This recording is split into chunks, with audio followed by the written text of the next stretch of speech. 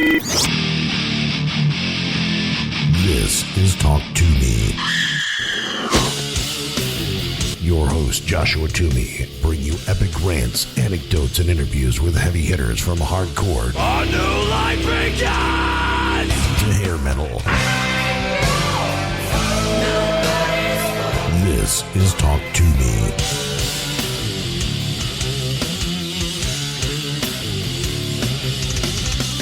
What is up, everybody? Welcome into the show. This is Talk To Me, episode 244. And this is not a rerun. But the guests this week are Don Jamieson and Biff Byford of Saxon. Don Jamieson has a new comedy album out called Denim and Laughter, which is a take on Saxon's iconic 1981 album Denim and Leather. And Biff Byford has a solo album out now called The School of Hard Knocks. Both are out now. Both are available now for download and all that good stuff. So make sure you are checking out both of those albums. And the two gentlemen will be going on tour starting April 17th over in the UK. And they will be on tour together until May 15th. So it was just a coincidence that they both came on the radar to come on the show. I had Don Jamieson booked, and then I got offered Biff Byford. So biggity bam, put those two together. You got a nice Don Jamieson, Biff Byford episode once again. But before we get into all the music and all the talk this week, I do have something serious to talk about. My hometown, Nashville, Tennessee, got hit by a tornado, a pretty massive tornado. The weather service is now saying the tornado touched down for at least 50 miles. A lot of houses were torn down. A lot of businesses were destroyed. One of the areas I used to live in is pretty much decimated now.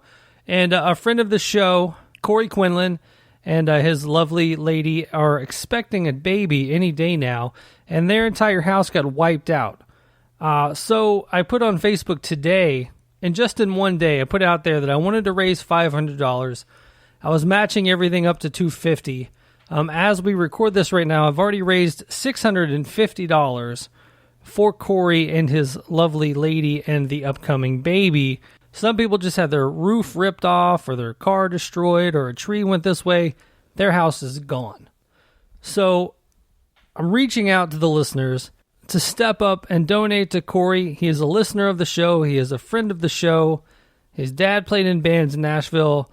He plays in bands in Nashville. It's kind of funny. His dad's a little older than me. He's a little younger than me. So it's funny. I remember his dad's bands being out, when I started in the music business.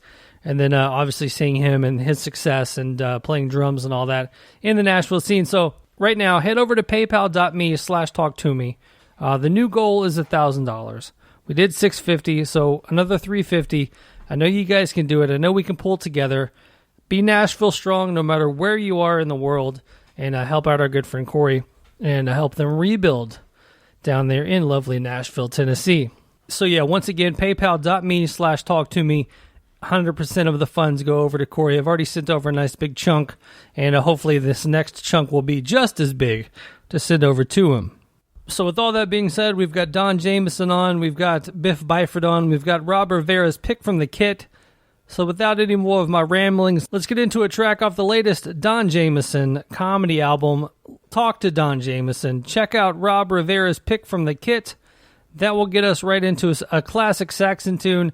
Talk to Biff Byford, and then I will talk to you guys momentarily. Hey, what's up? It's Don Jamieson from That Metal Show. Keep it loud, keep it proud, keep it talk to me, keep it girthy.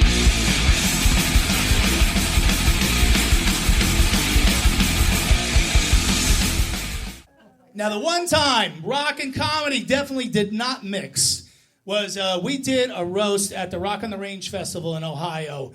And we roasted the singer Corey Taylor from Slipknot and Stone Sour, who's a great guy, yeah. And has a great sense of humor. But the person they hired to be the roast master had no idea that he was going to be an easy target. And that person was Sebastian Bach. He still does not talk to me to this day because of this roast. Now, you guys have seen the roasts on TV. You know if you're up on the stage, you're going to get your balls busted, right? And it was all rockers and comedians, right? Like I told Scott Ian from Anthrax, he looked like the Travelocity gnome. And I wanted to put him in my garden for the summer. I told Corey Taylor his neck was so thick if he swallowed the corn on the cob sideways, nobody would notice. Nobody got offended, but now it's Sebastian's turn, and I didn't even tell the worst joke about Sebastian, right? My buddy Craig Gass, comedian, came up and he goes, "Hey, yeah, Sebastian, I'm glad you're here tonight. You're aging really well. You look like the rotting corpse of Farrah Fawcett."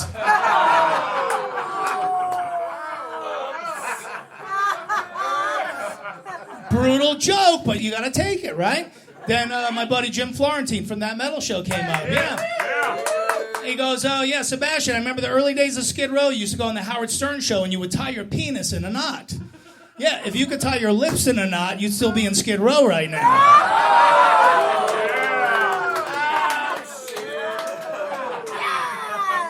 But now it's my turn and Sebastian is pissed.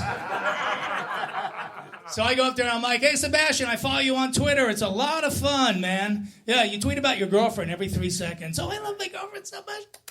Oh, I love you so much, Pumpkin Lips." I said, "Dude, it's a good thing you have a big dick because you have no fucking balls anymore."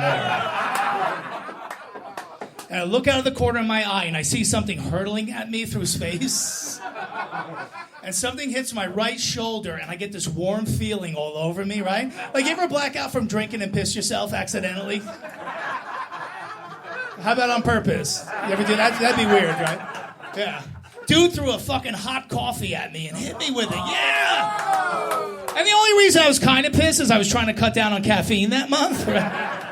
He stormed that all pissed off. The rest of us all went out and got drunk and had a great time. I smelled like hazelnut, and they called me slave to the coffee grind for the rest of the night.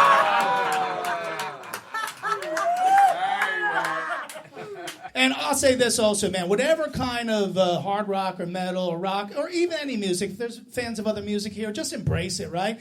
You got to embrace whatever you like. If you like hair metal, if you like doom metal, if you like stoner metal, thrash metal, black metal, death metal, Norwegian, church burning, symphonic, gender fluid, country and western metal. Just love it. I'll say this right here, and I don't care who knows it. I love the band Winger. That's right. I love the band Winger. You know why? Because they had a hit song called She's Only 17. When you can have a #1 song about being a pedophile, that's a crazy fucking band right there. Kip Winger is the original R. Kelly, that's all I'm saying. I call him R. Winger when I see him. All right, guys, we've got Don Jamieson on the line returning to the Talk To Me podcast. And I want to start out by saying that your collaboration with Biff Byford may have started on this show, because in October 2016, the two guests on that episode were Biff Byford and Don Jamieson. So I think I'm going to take a little bit of credit for you and Biff working together these days.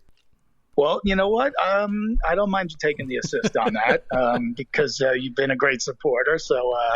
And I don't want you to hang up on me. So you could definitely take the credit on that. And I'm so happy to be associated with Biff and Saxon and those guys. And obviously, you know, my new album, Denim and Laughter, is a parody of their classic Denim and Leather. Mm-hmm. And I, you know, took all their artwork and made it my own and used it for the packaging. And, you know, they approved. So they can't come and try to sue me now. Well, that's great. And then you're also doing like a month-long tour with Biff, looks like in March and April. Yeah, man. I'm going to the UK and Europe for the first time and performing. I've been there before, but never as a performer. And we put together this cool tour where I'm going to do some stand-up. He and I are going to do like a Q&A in front of the crowd.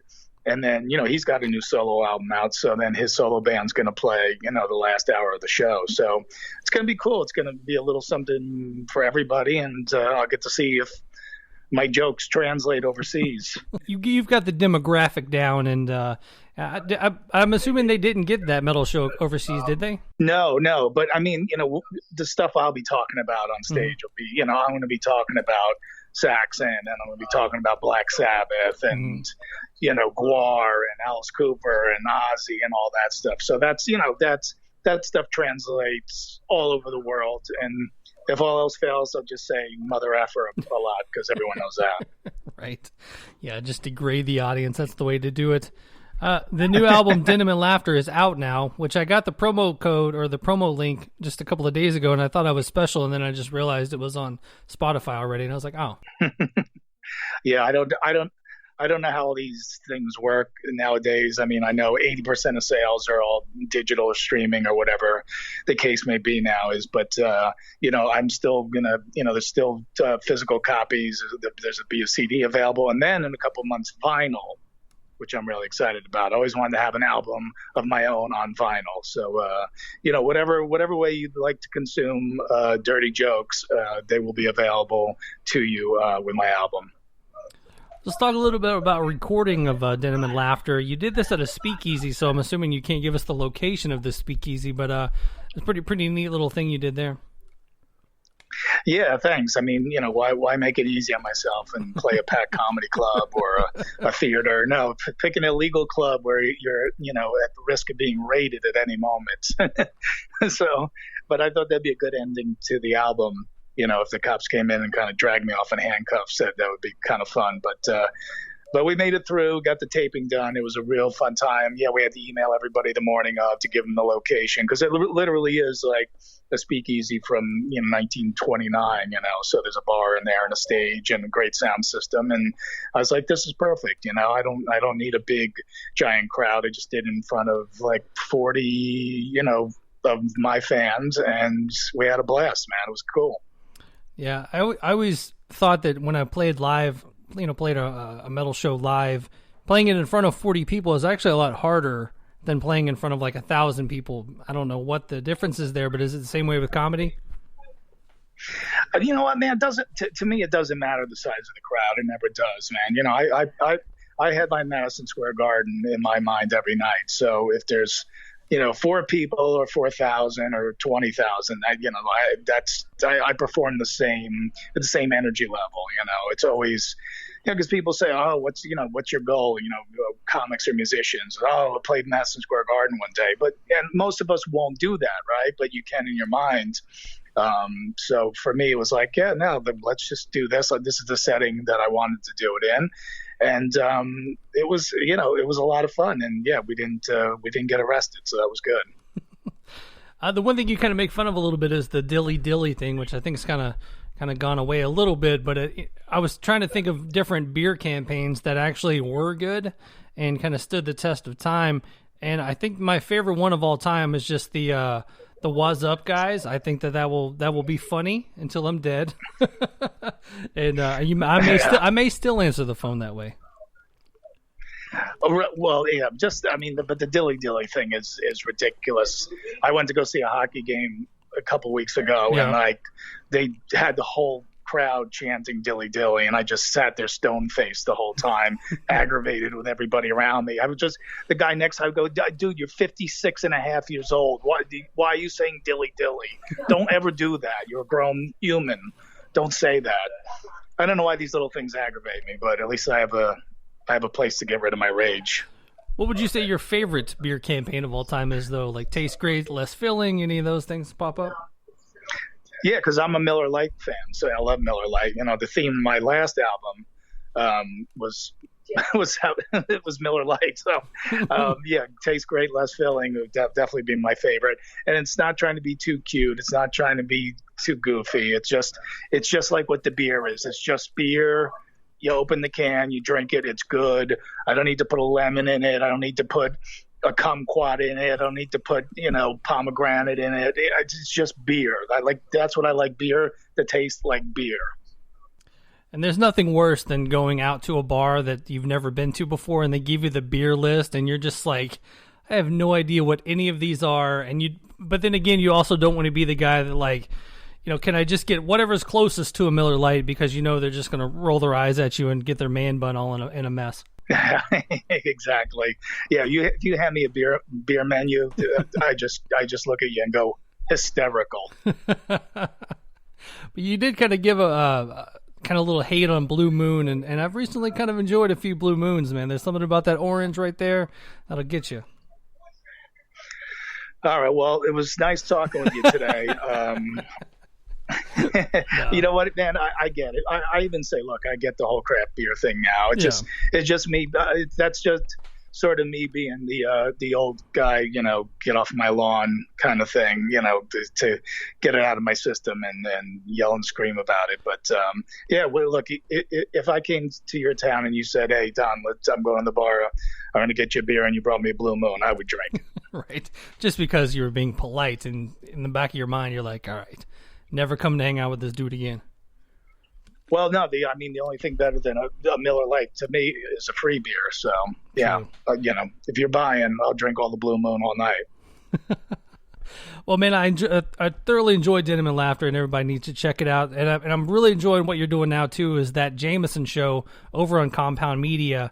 Kind of how did that come about? How did you get hooked up with the whole Anthony Cumia gang over there? Yeah, thanks, man. Obviously, I grew up in the New York, New Jersey area. Opie and Anthony were huge here on the East Coast, and listened to them for years. And then, Anthony, after him and Opie split up, came and just, it was one of those things where it's like, we're so, everyone's so triggered and politically correct these days. It's like, I'm just going to start my own network and call it the Free Speech Network. And, it's a great spot to do a show because, they're never going to tell you what to do or say.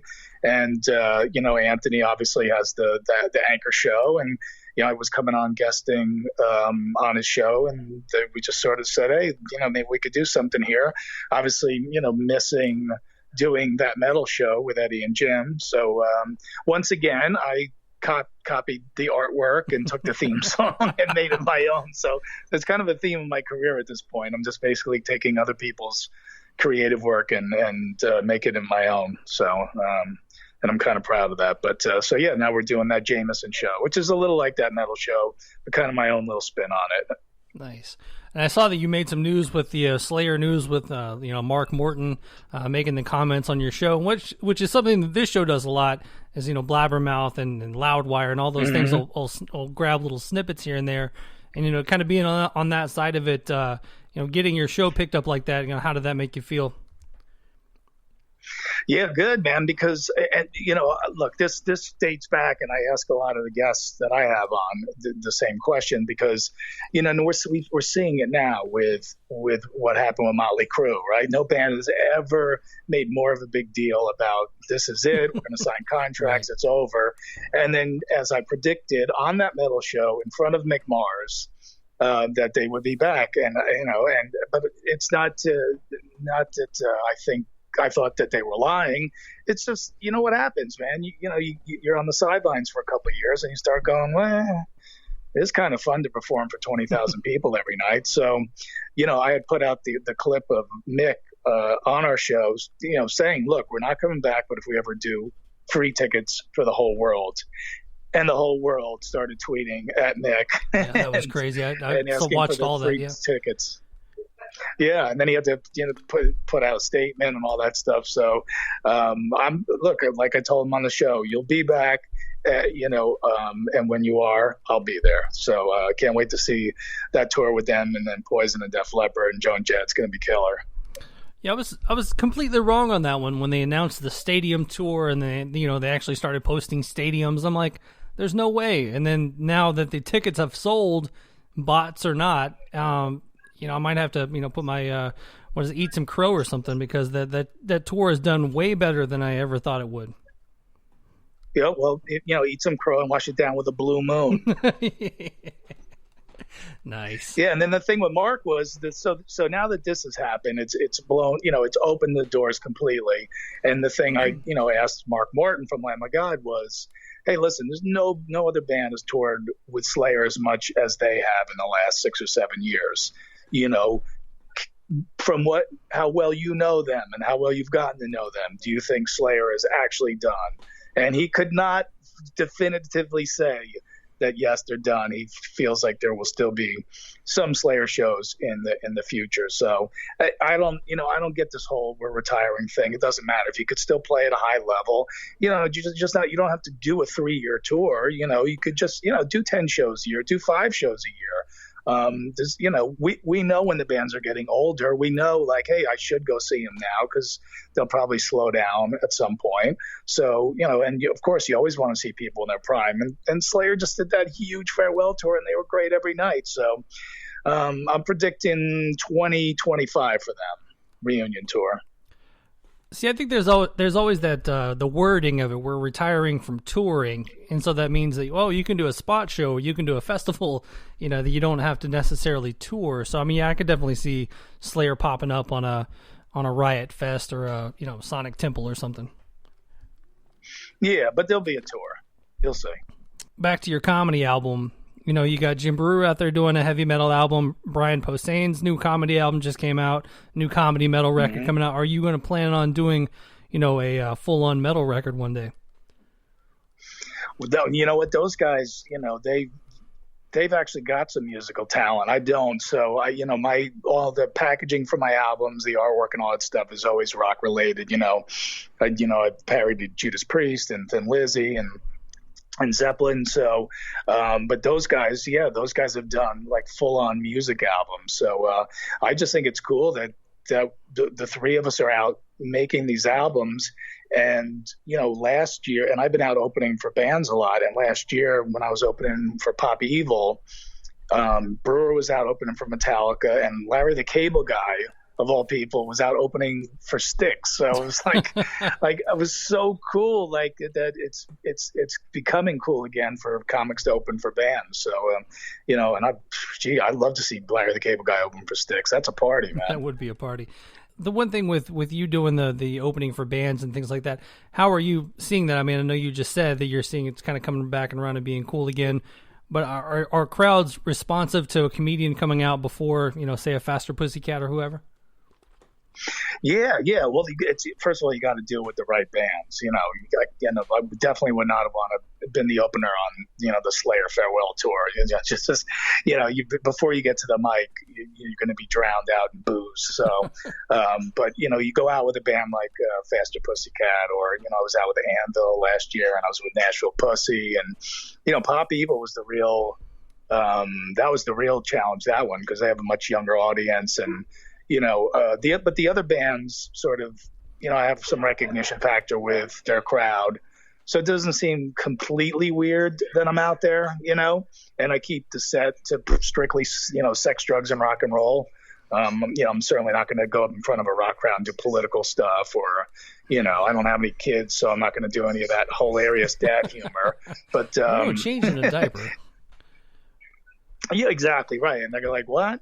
When I go out, I'm talking like it's all the stuff all the bands they talk about on this album. Alice Cooper, Ozzy, Sabbath, Gwar, like Winger. I cover pretty much all ground, and I just keep it to that and get up there and hopefully get people laughing, looking at the stage, get them in a good mood, and then let whoever's headlining come out and knock them down, man. And speaking of retirement tours and things like that, the one thing, Ozzy obviously retired back in, 92, and he's still retiring now in 2020. What did you think of the new Ozzy album? I listened to it yesterday. I was out riding on my bike. We had some nice weather here on the East Coast.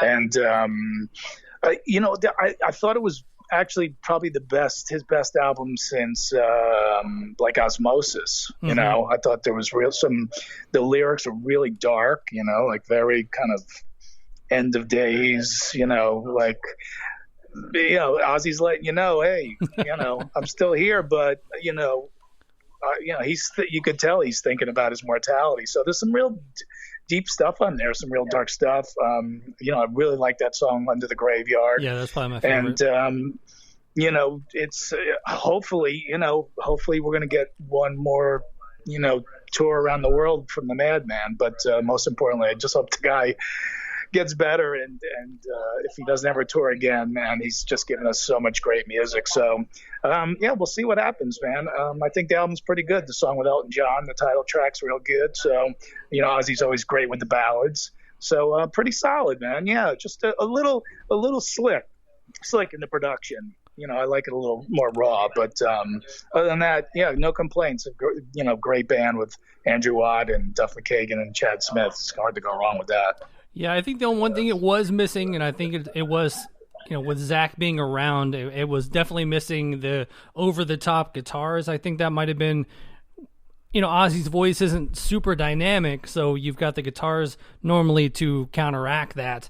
And so without having just, squeals and squalls and ripping leads all over the place, I think you can't, that is the only thing really lacking on the album. I think the songs were there. I didn't hate the newer stuff, like the Post Malone stuff. I didn't hate it. So it was pretty cool, man. But yeah, it could have definitely used Zach in the mix. Yeah, I mean, obviously, those guys have been, they had their differences, and Zach is obviously back in the band, but yeah, it'll be, depending on if he gets back on the road and whether or not he's going to even play more than one or two of the new songs. But you're right, it would be cool to hear, Zach kind of, Zach wild up, some of those riffs. Absolutely. Well, you've got Denim and Laughter out now. That Jamieson show is on Compound Media. What else is the next few months, the rest of 2020 look like for you? Going to go do this thing in the UK and Europe with Biff Byford, and then back to the States, spring, summer. Hopefully jump on another rock tour. Otherwise, I'll just I'll be out in the comedy clubs and doing what I do best there. And to me, this album's like that perfect combination of both. It's for the people who know me as the nightclub comic. I am gonna talk about politics, and I'm going to talk about social stuff, and I'm going to talk about relationships and stuff like that. And then for the people who know me as the guy who opens for bands, you're going to get all that stuff on the album too. So yeah, just going to get out and support it, and just try to have a great 2020. It's the year of the rock reunion, so I'm excited to go see a bunch of shows. And as always, I keep my fingers crossed. Maybe in this year of reunions, maybe Jim, Eddie, and I get back together and do some more of that metal show. That would be really cool. Yeah, I was definitely not going to ask, like, why isn't it on Netflix, or why don't you do a YouTube show? So I'll save you from that.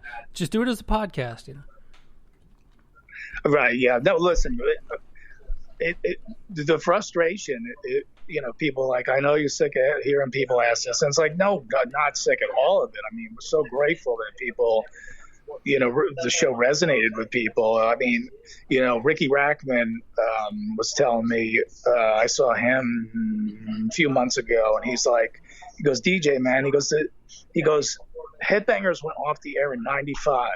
I look totally different now. And yet in 2020, is still the thing you get stopped for the most is for doing Headbangers Ball. So, you're a big hard rock and metal fan. I am. We're fiercely loyal. So, we just get frustrated. We can't give somebody a good answer of like, why are we not back on? Why couldn't we just find a new home? But there's a few things brewing right now. So, sit tight. I'm always the optimist. We'll see what 2020 brings. Hopefully good stuff. Yeah, it's a fun thing on Twitter every time someone brings it up to one of you guys and another one of you guys chimes in on it and, says all the fun stuff. It's definitely a fun thing when that happens. Yeah, well, we, of course, we pile on to Eddie, like we used to do on the TV show. Go, yeah, Eddie, come on. What about Amazon Prime? And then he, of course, he can never resist. He'll send us a text message going, "You're not going to get me riled up today." And then 2 hours later on Twitter, "All right, this is the last time I'm saying it." Right. We'd love to do the show. He's like Charlie Brown with the football with Lucy. He has to try to kick it every time, and we pull the football away at the last second. But that's the dynamic, and that was the fun of doing the show. When you're on TV with your two best friends, and you're just talking about this music that you love and interviewing all these people that have been your idols.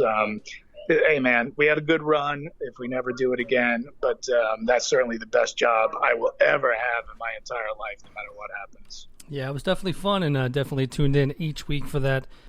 Don, appreciate you coming on, and make sure to check out Denim and Laughter, everyone out there. Josh, thanks so much, man. I appreciate it. Well, you're wearing denim, wearing leather. Did you run down to the front?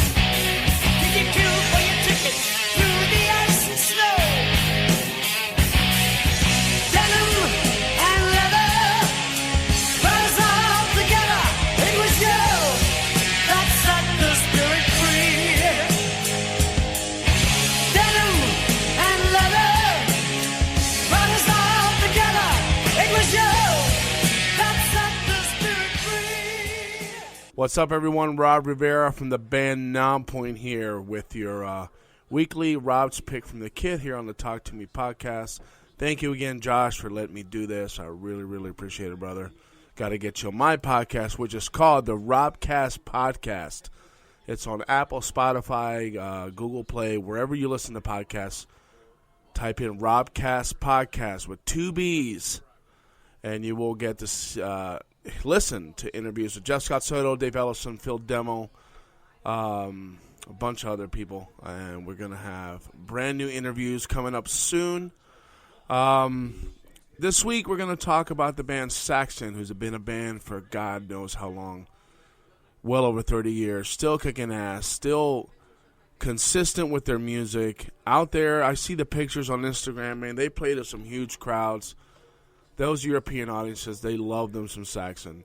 And I'm not sure exactly what their popularity is here in the States. But I do. The one thing that I remember about Saxon is I saw them live in Europe at Download. And then they played Rock on the Range the same year we did, 2015, on the Jaeger stage. And the weird thing is that they were opening up for us. I did not comprehend that at all, why a band with such classic material and pioneering style material would be opening up for us in the States with the long history that band has. I just could not put that through my head at what was happening. But regardless, it kicked ass as always. Biff is still in top form singing, and a guy can still fucking belt out some tunes. So I was having a hard time trying to pick a song, and I did pick one out. It's called Power and the Glory, and check that out. Grab some old school Saxon stuff, man. You will not be disappointed. So here is Power and Glory from Saxon.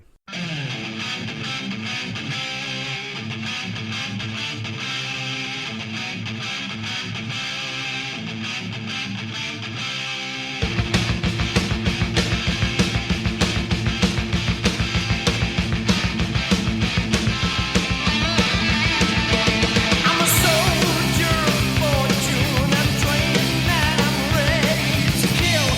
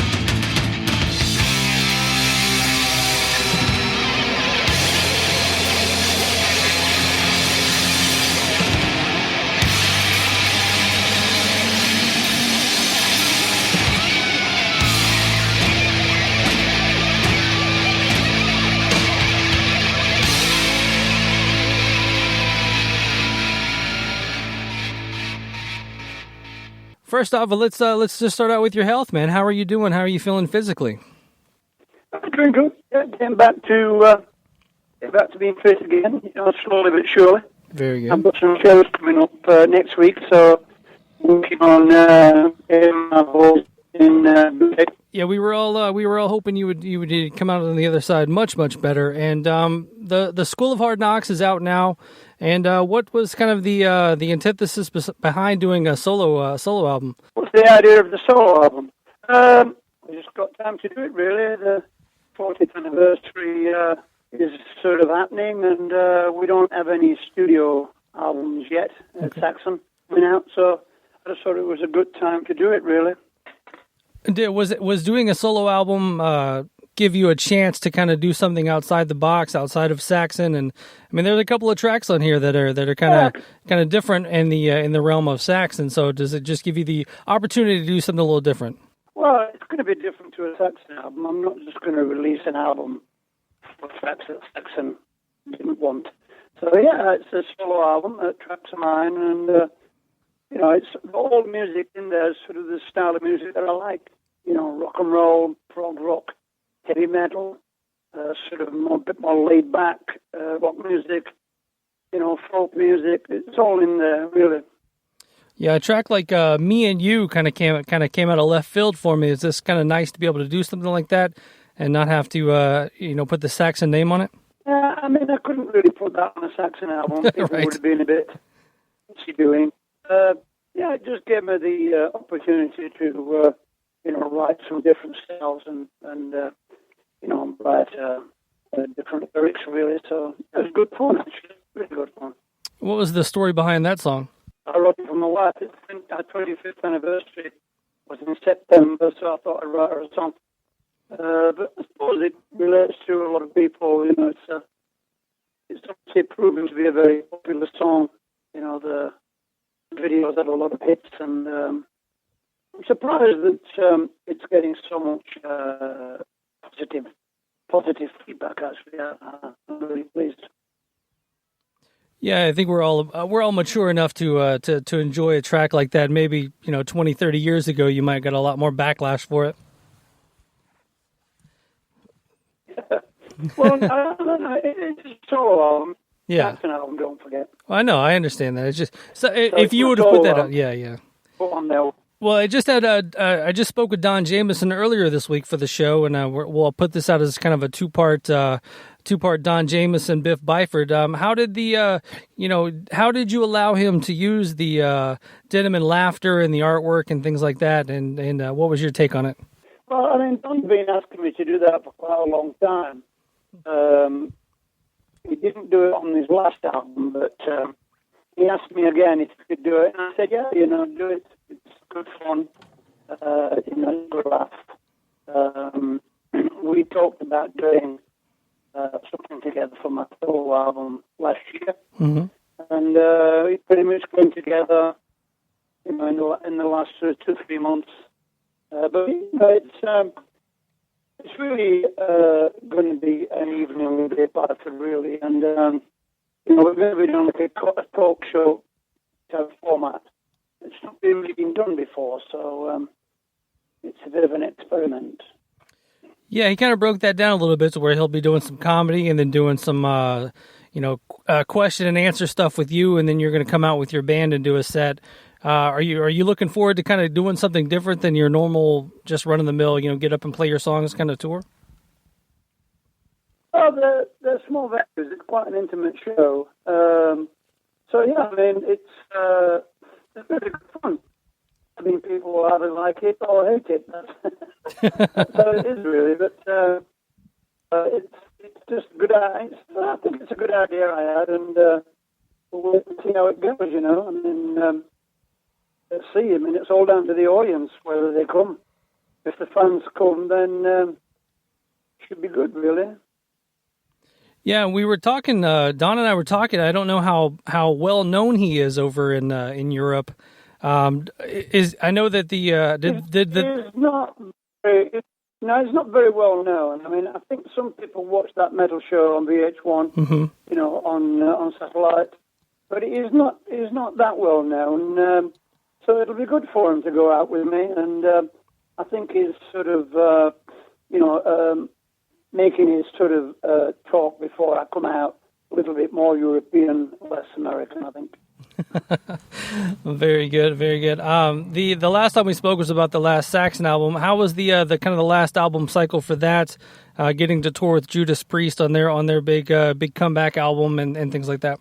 It did really well, especially actually it did well everywhere, but it did more in the States than we've done before. And I was looking at the back catalogue sales, from the first 6 albums, and in the last 2 years, 70% of the sales have been in America. So it looks like people are checking us out and buying the new album and looking back on the back catalogue as well. And before we get into the kind of the next step of the solo album, is there any plans for some new Saxon? I mean, commemorating 40 years.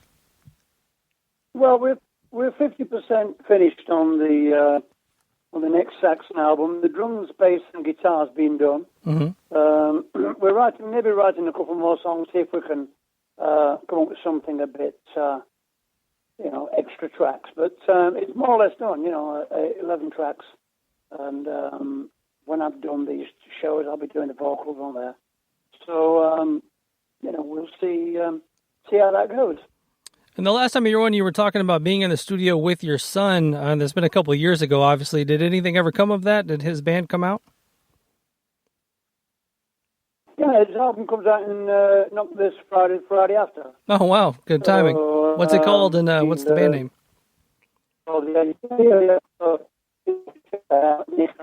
They're on Facebook and everything else, Twitter, and they're on everything. So just check it out. Naked 6. And the one guy out there that's always sung the praise of Saxon is the one James Hetfield. You guys have had a very long history with that band. Obviously, they're open for you guys for their second show ever, and I know you get up a lot of times and do Motorcycle Man with them. Any words of encouragement out there for James for in his battle for sobriety? Yeah. Well, I mean, obviously, it's hard. It's hard when when you've been there and trying to come back. But doing the right thing. To getting help, and that's the main thing. I think to get help, and it's difficult to do it on your own. He's obviously had some great help, and he's back out there again, and good on him. Very good. And what's the rest of this album cycle for School of Hard Knocks? What is it going to look like for you? And is it just kind of get in where you can between Saxon albums? Well, we're touring April, May, and then we're pretty much doing festivals then across Europe. I'll be doing the vocals on the album through autumn, and hopefully that'll be out early next year. So we'll keep our fingers crossed. And is this a thing where you can kind of not only play the School of Hard Knocks stuff, but maybe pull out some Saxon classics that maybe you haven't played in a very long time? Maybe hit some deep cuts? On the solo tour, you mean, or on the Saxon tour? On the solo tour.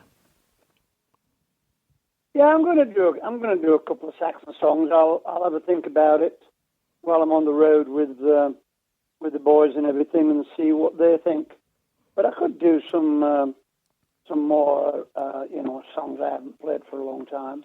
And who will be in this lineup of the band?